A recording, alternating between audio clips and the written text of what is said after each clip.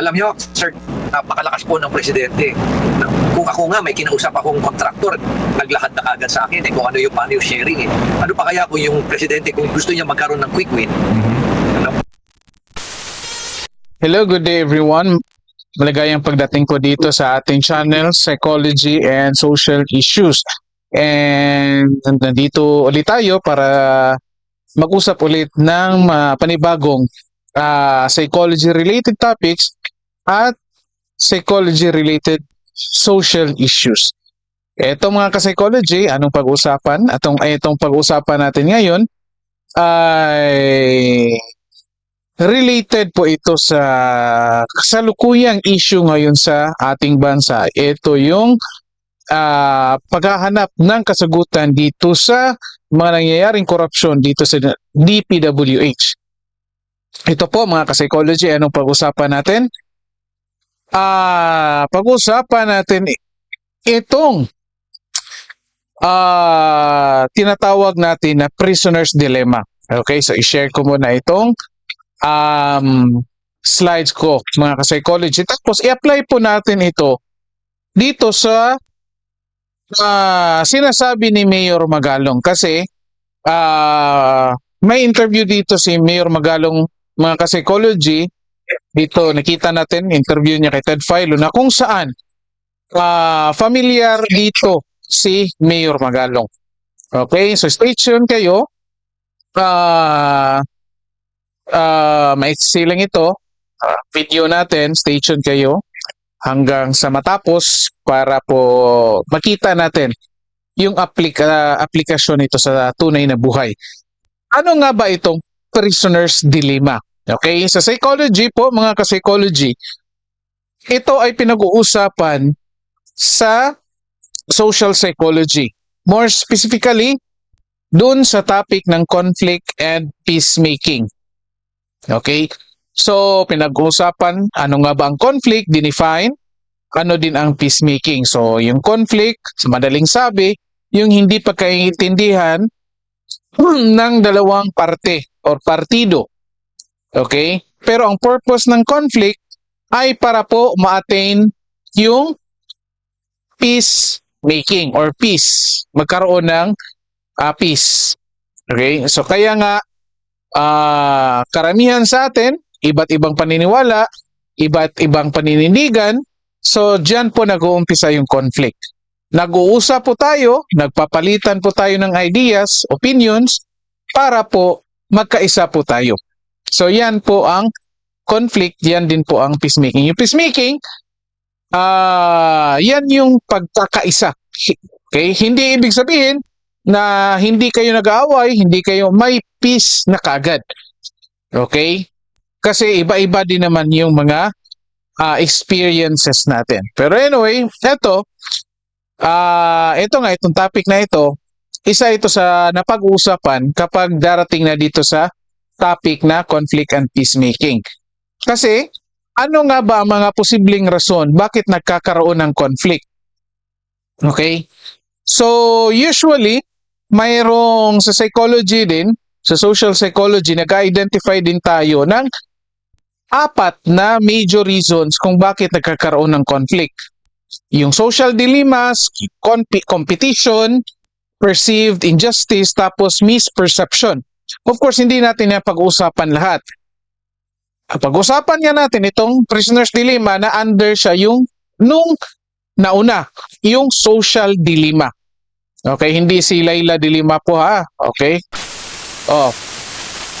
Social dilemma. So, I think alam naman natin lahat kung ano yung dilemma, di ba? Yung kung kahit anong desisyon mo, mayroon at mayroon talagang hindi kaaya-ayang palit or consequences. Okay, so most likely, ang hahanapin mo na lang ay yung mas katanggap-tanggap na negative consequence. O yan yung dilemma. So dito, isa sa mga anong tawag nito? Social dilemma ay ito ngang prisoner's dilemma. Ano nga ba ito? Okay? So hindi lang natin pag-usapan kung sinong nagpangalan nito, anong may gawa. Basta ang basihan po ng Prisoner's Dilemma ay isa pong laro na kung saan yung dalawang tao or partido, lahat sila nag-iisip na kung saan silang dalawa ay makakuha ng pinakamagaan or pinakamababang kaparusahan. Okay? So, halimbawa, kung dalawa kayo or more than two na gumawa ng katarantaduhan or krimen, okay? Kayong dalawa mag-iisip ngayon na sana makakuha kayo ng mas mababang kaparusahan. Okay? So ngayon, ang mangyayari, yung authority, halimbawa yung police, makikipag-negotiate yan sa inyo individually para in exchange doon sa gugustuhin yung pinakamababang kaparusahan. At anong kapalit yan? Pagbibigay ng impormasyon. So most likely ganyan. So anong mangyayari? So kausapin kayo isa-isa para bibigyan kayo ng opportunity na makakuha ng mas mababang kaparusahan. So, yung pulis, kakausapin ka, magbibigay ng offer o magbigay ka ng impormasyon, kapalit mababang kaparusahan.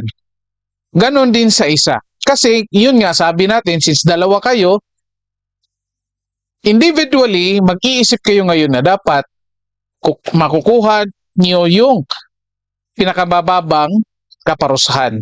And ang kapalit dyan ay yung pag-amin or pagsumbong ng or pagbigay ng impormasyon.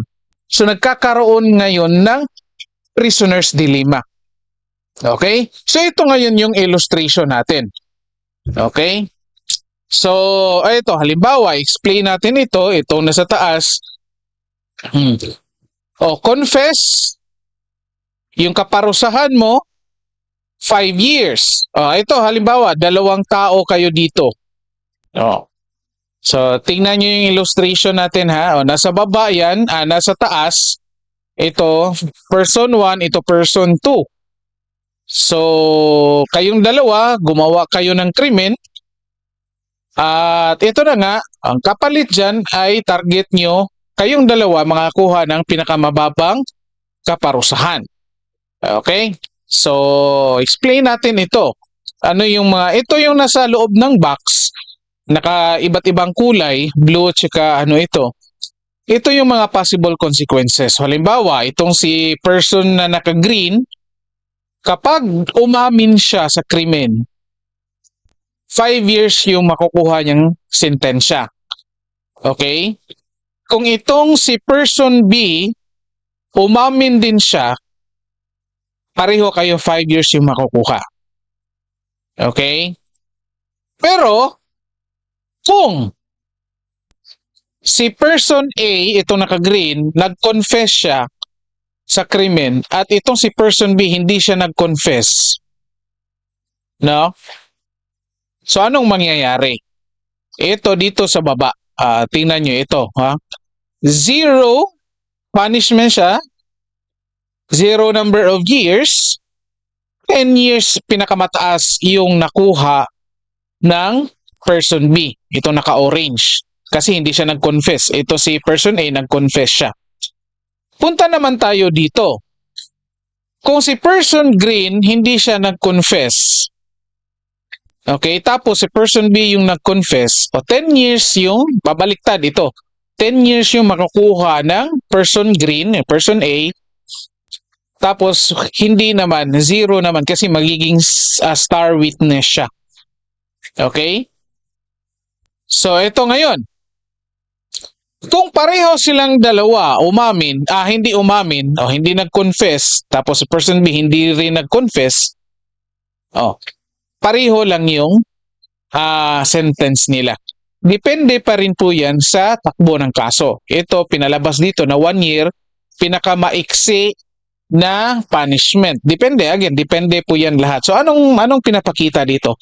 Nagkakaroon dito ng dilema ngayon. Yung bawat tao, yung dalawang taong involved dito sa krimen. Nagkakaroon ng dilema kasi iisipin niya kung hindi siya mag-confess, makukulong lang din naman siya kasi yung isa posible magko-confess. So uunahin niya muna yung sarili niyang isalba.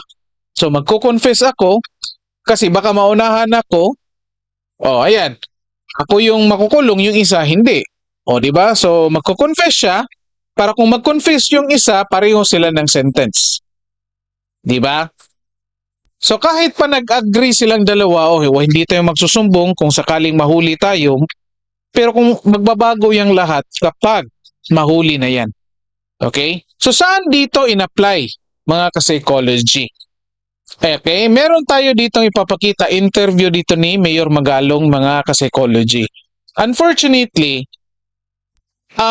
pinapalabas or nakikita natin dito na mukhang si Presidente Bongbong Marcos hindi ito alam. Kasi mga ka-psychology, itong prisoner's dilemma, posible hindi nga natin alam yung pangalan nito, itong prisoner's dilemma.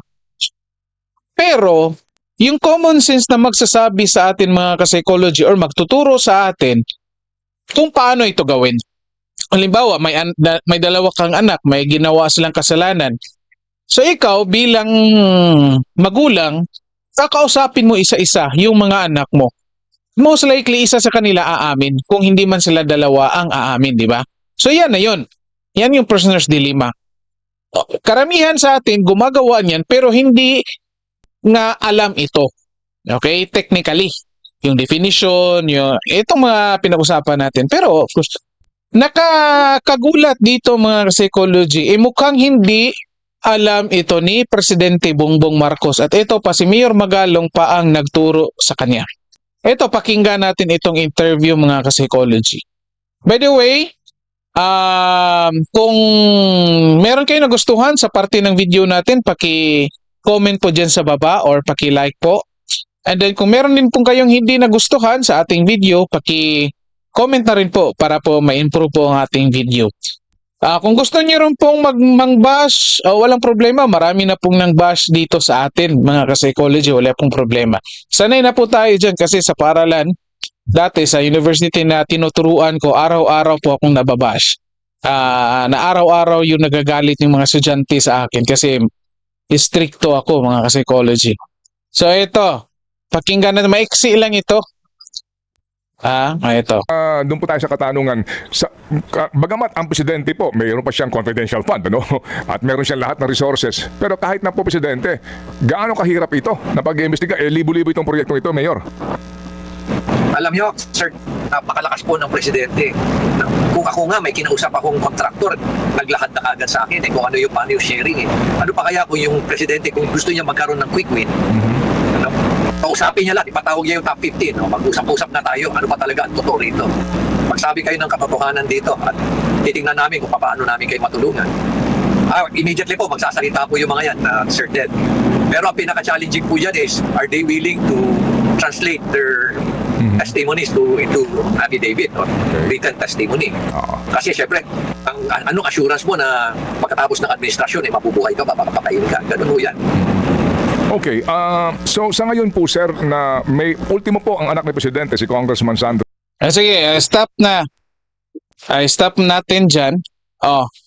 Pinakita dito ni Mayor Magalong, ito magandang halimbawa ito mga ka-psychology, itong prisoner's dilemma na sinuggest dito ni Mayor Magalong kay Presidente Bongbong Marcos. Again hindi ko masasabi kung merong alam or hindi ito alam ni Presidente Bongbong Marcos ang ganitong klase. Kasi nga sabi ko, common sense ang magtuturo sa atin kung paano ito gamitin kahit hindi pa natin ito napakinggan sa kahit kanino. 'Di ba? Kasi kung gusto mong talagang malaman or makakuha ng impormasyon, ito na nga, yung common sense magsasabi sa iyo na most likely yung dalawang taong gumawa ng krimen, maglaglagan yan. Okay? Ito nga sinabi ni Mayor Magalong na kung talagang gusto ng presidente kung gusto ni Presidente Bongbong Marcos na manalo dito sa laban ng korupsyon dito sa DPWH at ng ibang mga congressman, ito nga, kausapin niya itong mga contractors at posible itong mga masasabi nating empleyado ng DPWH, mga ka-psychology. Kasi magbibigay yan ng impormasyon. Kasi din, natatakot din yan na kung sila lang yung makulong, unfair din.